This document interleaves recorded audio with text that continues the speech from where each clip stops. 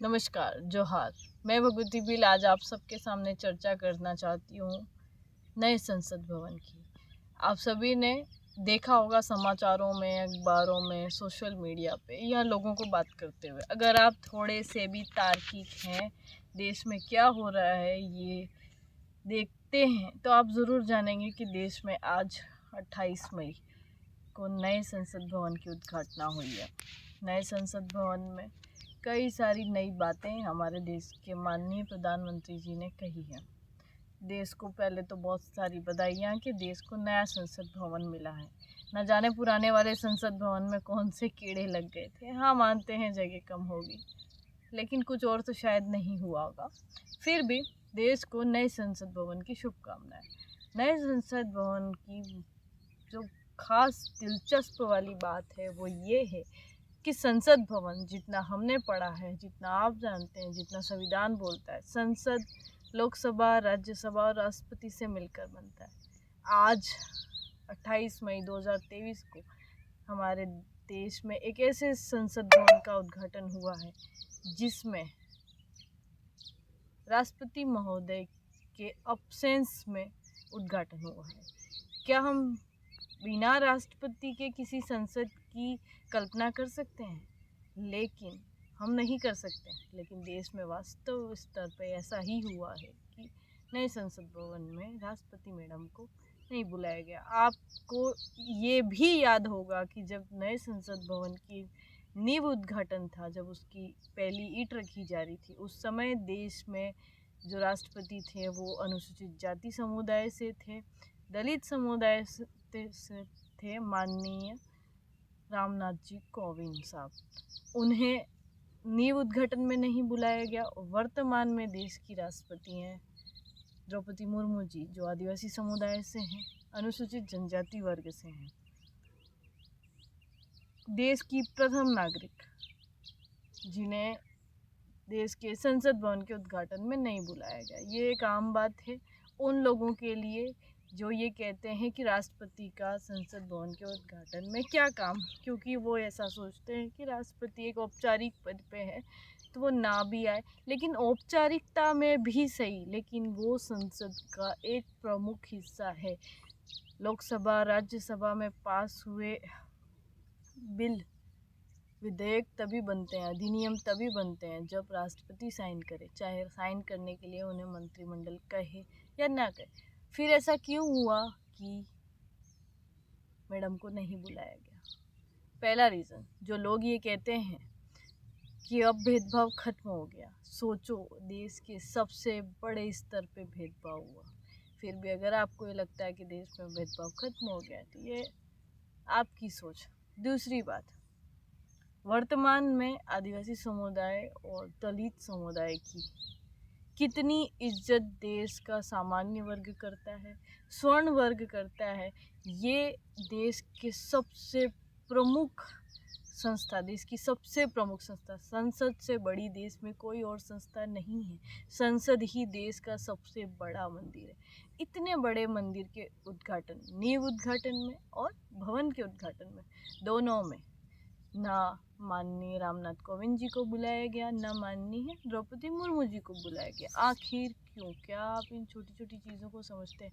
क्या ये छोटी छोटी चीज़ें आप आदिवासी और दलित समुदाय को आरएसएस से पीछे हटने के लिए काफ़ी नहीं है? क्या आपको इससे ज़्यादा चाहिए? क्या आप तब आरएसएस छोड़ेंगे जब आपको आपके घर से भी बाहर निकाला जाए? यानी एक ऐसी विचारधारा जो आपको आज भी आज़ादी के 75 साल बाद भी भेदभाव करना सिखाती है। वो चाहती ही नहीं है कि आदिवासी समुदाय और दलित समुदाय कभी उनके बराबर बैठे। नहीं छोड़ना चाहते, इट्स ओके, लेकिन जो छोड़ चुके हैं उन्हें तो कम से कम इस आरएसएस के दलदल पे ना उठाइए। जो लोग अपने आप को आदिवासी होकर के हिंदू में या देश के किसी भी धर्म में शामिल करते हैं, उन्हें ये सोचना चाहिए कि अगर आदिवासी हिंदू होता तो आज देश के प्रमुख पद पे बैठे माननीय द्रौपदी मुर्मू जी प्रधानमंत्री जी के साथ में अन्य औपचारिक पदधारी व्यक्तियों के साथ में संसद भवन में उपस्थित होते हैं, लेकिन ऐसा नहीं हुआ। आप कब तक उन विचारधाराओं के पीछे चलते रहेंगे जो आपकी विचारधारा की अहमियत नहीं समझती। खैर, ये आपकी मर्ज़ी है कि आप अपने आप को बदलना चाहते हैं या नहीं, लेकिन आपको सोचना चाहिए कि देश में आदिवासियों की स्थिति क्या है। मैं भी जानती हूँ कि रामनाथ कोविंद की तरह या अन्य किसी भी राष्ट्रपति की तरह आदिवासी राष्ट्रपति भी एक मंत्रिमंडल की एक कठपुतली ही है, लेकिन क्या उनकी इतनी बेइज्जती होनी चाहिए कि जो संसद उनके बिना अधूरी है उस संसद में भी उन्हें ना बुलाया जाए? आपके दिमाग में कभी सवाल नहीं आता?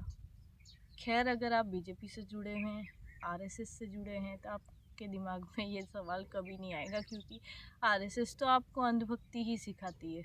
जो आपके आका कहे उसमें जी हुजूरी करना ही सिखाती है। लेकिन जो लोग आरएसएस से जुड़े हुए नहीं हैं वो सोचते हैं।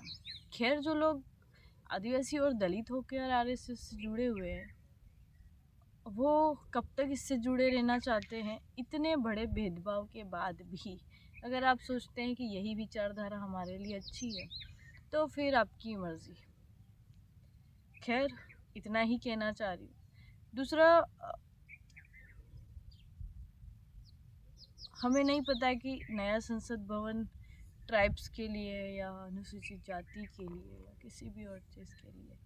मोदी जी अपने हर भाषण में बड़ी बड़ी बातें करते हैं कि उन्होंने ये किया, कभी वो कितने लोगों को रोज़गार दिया ये नहीं कहते हैं, और वो कभी कहेंगे भी नहीं क्योंकि उन्होंने दिया भी नहीं। आज के स्पीच में आपने ध्यान से देखा होगा तो वो बीच में अटक गए थे। गोदी मीडिया के लोग उधर ऐसे दिखा रहे, मोदी जी अटक गए, इमोशनल हो गए। क्या अटक गए? वो बोलते हैं ना, वो क्या देख के बोलने वाला, टेम्परेचर व्हाट, हाँ, समथिंग लाइक दैट। मुझे बोलना नहीं आ रहा है। आप हंस सकते हैं ये चीज़ देख के कि भगवती को बोलना नहीं आ रहा, जो भी, जिसमें लोगों को नहीं दिखता है कि सामने वाला कहीं देख के पढ़ रहा है, लेकिन बोलने वाला देख सकता है। उस टाइप से भाषण दे रहे होंगे, दिख गया कुछ अटक गया होगा, मिस्टेक आ गई होगी या दिखना बंद हो गया होगा तो अटक गए होंगे। इट्स ओके, वो देख के बोले या कुछ भी करे। हम आदिवासियों का तो मोदी जी के आने के बाद कोई भला हुआ नहीं है। खैर, मेरे लिए तो ये इनफ है कि मैं कम से कम ऐसी पार्टी और ऐसी विचारधारा से दूर रहूं जो देश की प्रथम नागरिक को सम्मान ना देता हूँ। अब ये आप पे निर्भर करता है कि आप कब तक ऐसी पार्टी और ऐसी विचारधारा को सम्मान देंगे। ये आपके ज़मीर पे है। सोचो, चुनाव नज़दीक है, 2024 ज़्यादा दूर नहीं है। ये आपकी मर्ज़ी। मैं तख्ता पलट करने की बात नहीं कर रही, लेकिन मैं चाहती हूँ कि आप अपने अपने संसदीय क्षेत्र में ऐसे व्यक्ति को वोट दें जो आपकी विचारधारा को अहमियत दें। जोहार। फिर मिलते हैं अगले किसी वीडियो के साथ।